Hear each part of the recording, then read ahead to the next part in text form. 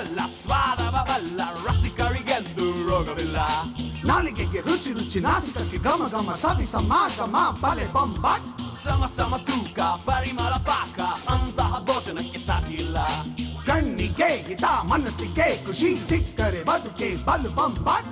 ಊಟದ ಎಲ್ಲ ಸ್ವಾದವ ಬಲ್ಲ ರಸಿಕರಿಗೆಂದು ರೋಗವಿಲ್ಲ. ಸಮ ಸಮ ತೂಕ ಪರಿಮಳ ಪಾಕ, ಅಂತಹ ಭೋಜನಕ್ಕೆ ಸಾಟಿ ಇಲ್ಲ. ನಳಿನಿ ಪಾಕ ನಳನ ಪಾಕ, ಸವಿ ರುಚಿಯಲ್ಲಿ ತಮಕ.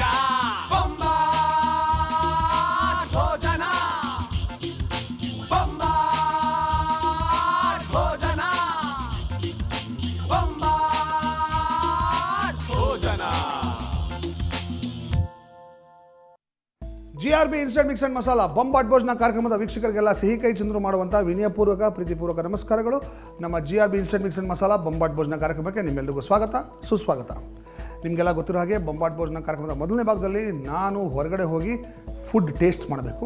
ಸೊ ಇವತ್ತು ಎಲ್ಲಿ ಹೋಗ್ತೀನಿ ಅಂತ ತಿಳ್ಕೊಬೇಕು ಅಂತಿದ್ರೆ ನೀವು ನನ್ನ ಹಿಂದೆ ಬರಬೇಕು. ಶುರು ಮಾಡೋಣ ನಮ್ಮೂರ ಊಟ.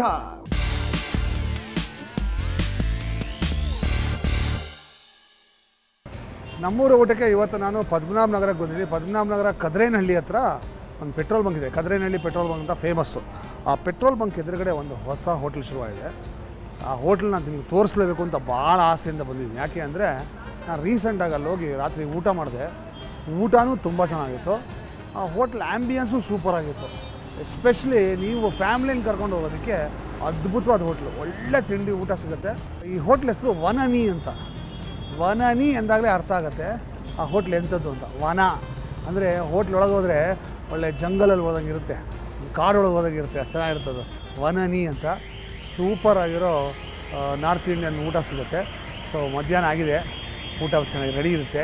ಹೋಗಿ ಹೊಟ್ಟೆ ತುಂಬ ಊಟ ಮಾಡೋಣ ಅಂತಿದ್ದೀನಿ. ಏನಂತೀರ? ಒಳ್ಳೆ ಪರೋಟ, ಆಮೇಲೆ ರೋಟಿ, ಕುಲ್ಚಾ, ವೆರೈಟಿ ಸೈಡ್ ಡಿಶ್ಗಳು, ಆಮೇಲೆ ಡೆಸರ್ಟ್ಸು, ಸ್ಟಾರ್ಟರ್ಸು ಎಲ್ಲ ತುಂಬ ಚೆನ್ನಾಗಿರುತ್ತೆ.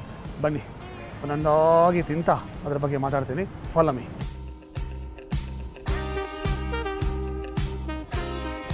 Hello, thank you very much. Thank you.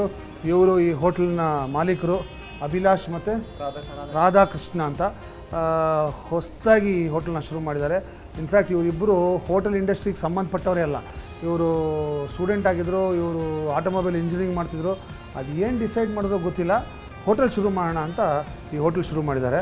ನಾನು ನನ್ನ ಫ್ಯಾಮ್ಲಿನ ಕರ್ಕೊಂಡು ಬಂದಿದ್ದೆ ಒಂದು ವರ್ಷ ರಾತ್ರಿ ಊಟ ಮಾಡೋಕ್ಕೆ. ತುಂಬ ಚೆನ್ನಾಗಿತ್ತು ಊಟ. ನನಗೆ ಭಾಳ ಖುಷಿಯಾಗಿದ್ದು ಅಂದರೆ ಆ್ಯಂಬಿಯನ್ಸು. ಅಂದರೆ ವಿಶೇಷವಾಗಿ ಡೆಕೋರೇಟ್ ಮಾಡಿದ್ದಾರೆ ಈ ಹೋಟೆಲ್ನ. ಎಷ್ಟು ಚೆನ್ನಾಗಿ ಡೆಕೋರೇಷನ್ ಇದೆಯೋ ಅಷ್ಟೇ ಚೆನ್ನಾಗಿ ಊಟನೂ ಸಿಗುತ್ತೆ.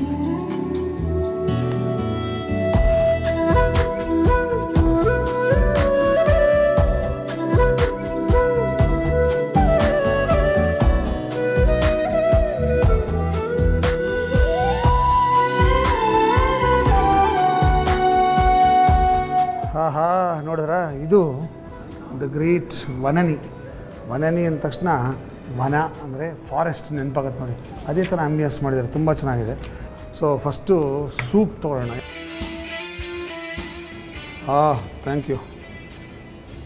ವಾವ್, ನೋಡಿ ಇವರು ಕೊಡೋ ಕಪ್ಪು ನೋಡ್ರಿ ಎಷ್ಟು ಚೆನ್ನಾಗಿದೆ.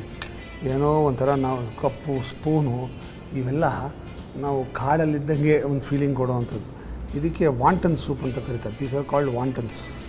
ಓಕೆ, ಇದು ಕ್ಲಿಯರ್ ಸೂಪ್. ಇದು ಭಾಳ ಚೆನ್ನಾಗಿರ್ತದೆ.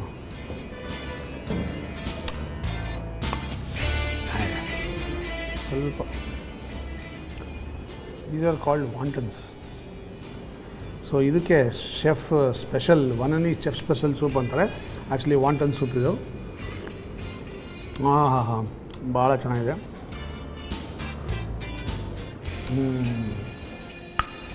ಲವ್ಲಿ.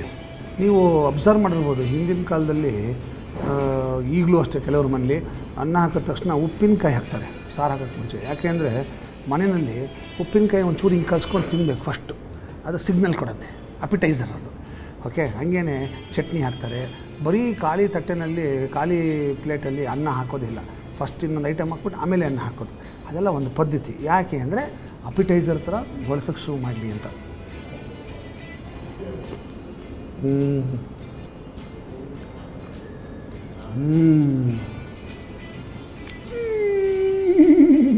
ಸೂಪರ್. Bum